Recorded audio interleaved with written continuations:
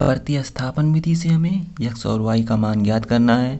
दिया गया question NCERT math exercise 3.2 का पहले का चौथा है, जहाँ पर दिया गया समीकरण 0.2x प्लस 0.3 इंटू वाई बराबर 1.3 दिया गया है।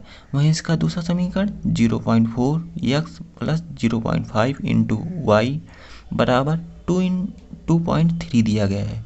यहाँ से हमें दिए गए समीकरण को प्रतिस्थापन विधि से x और y का मान ज्ञात करने के लिए सबसे पहले यदि हम इसे सॉल्व करें तो यहाँ पर समीकरण में हर संख्या में एक संख्या के बाद दशमलव दिया, अर्थात एक संख्या के बाद दशमलव दिया।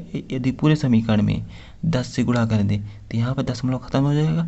उसी तरह यदि दूसरे समीकरण में भी एक संख्या के बाद दशमलव है, अर्थात दूसरे समीकरण में भी यदि 10 से गुणा कर दें तो यहाँ दशमलव खत्म हो जाएगा। यदि पहले समीकरण में 10 से गुणा करेंगे तो यहाँ पर 0.2 में 10 से गुणा करेंगे 2x हो जाएगा और 3y हो जाएगा और 1.3 13 हो जाएगा। उसी तरह समीकरण 2 में जब 10 से गुणा करेंगे तो 4x प्लस 5y बराबर 23 हो जाएगा, अर्थात इसे समीकरण 1 और 2 मान लेंगे।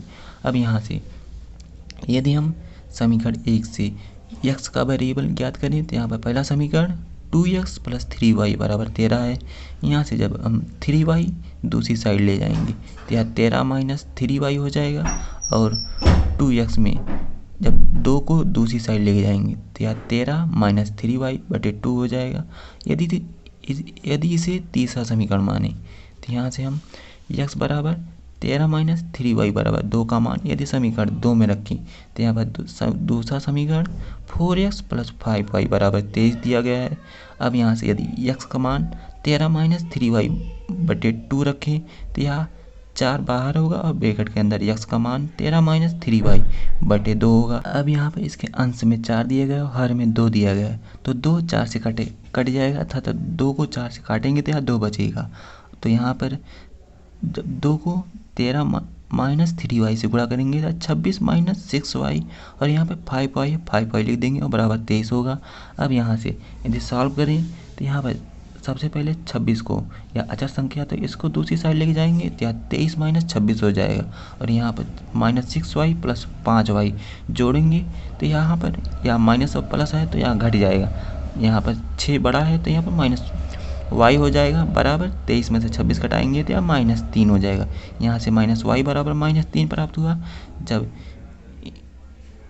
यहाँ पर दोनों साइड प्लस माइनस कट जाएगा अर्थात प्लस हो जाएगा, तो यहाँ पर y बराबर 3 प्राप्त हुआ। अब यहाँ से हम यदि y बराबर 3 का मान समीकरण 3 में रखें तो यहाँ पर समीकरण 3 x बराबर 13 माइनस 3y बटे 2 है। अब यहाँ से यदि y बराबर 3 रखेंगे तो यहाँ 13 माइनस 3 इंटू 3 बटे 2 हो जाएगा। अब यहाँ से 13 में से 9 घटाएंगे तो यहाँ 4 प्राप्त होगा और 4 बटे और अंश में हर में 2 है तो 4 बटे 2 हो जाएगा। अब यहाँ से 2 को 4 से काटेंगे तो यहाँ पर 2 प्राप्त होगा। इस प्रतिस्थापन विधि से रैखिक समीकरण के x और y का मान x बराबर 2 प्राप्त हुआ और y बराबर 3 प्राप्त हुआ।